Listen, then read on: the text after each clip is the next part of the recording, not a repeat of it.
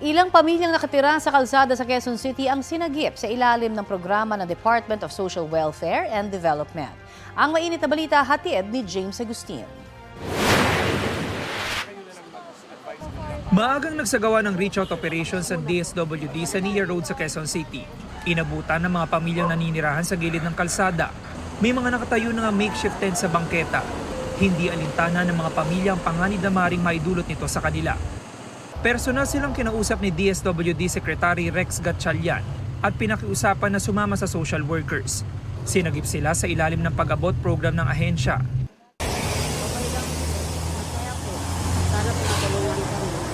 Patulungan na po kami para kahit pa paano po, mawala po kami rito sa island sa Gaza. Kasi nahihirapan din kami Araw-araw kami nakikilig dito Kabilang din sa napakiusapang sumama ang babaeng ito, nakarga pa ang 6 na buwang gulang niyang anak. Masaya naman po kasi kahit pa paano may tumutulong sa amin. Pero matagal na po ba kayo nakatira dyan sa gilid ng kalsada? Hindi naman po sir, mga months pa lang po. Kasi dati po kami nangungupaan sa looban. Kaso?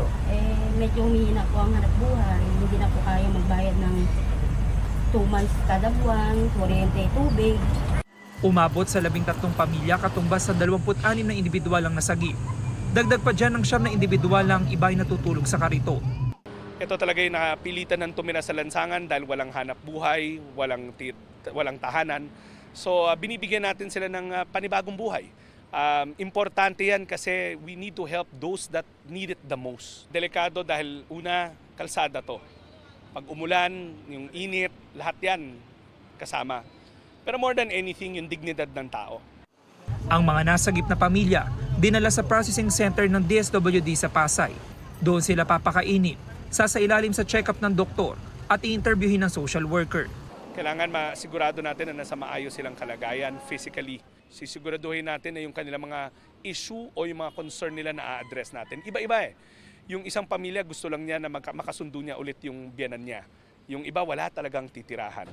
Sa datos ng DSWD, mahigit 10,000 pamilya na ang nai-profile nila na nakatira sa lansangan sa Metro Manila simula ng ilunsad ang pag-abot program noong 2023. Sa bilang na yan, mahigit 5,200 pamilya na ang napakiusapang sumama sa social workers. Siniguro naman ng ahensya na araw-araw silang nagsasagawa ng reach-out operations. Wala naman tayong layunin na tumira sila sa ating shelter panghabang buhay. Ang sa atin, maunawaan yung kanilang pangangailangan, maibalik sila sa komunidad na kasama ang tulong ng DSWD kasi yan ang mandato ng Pangulo sa amin. James Agustin, nagbabalita para sa GMA Integrated News.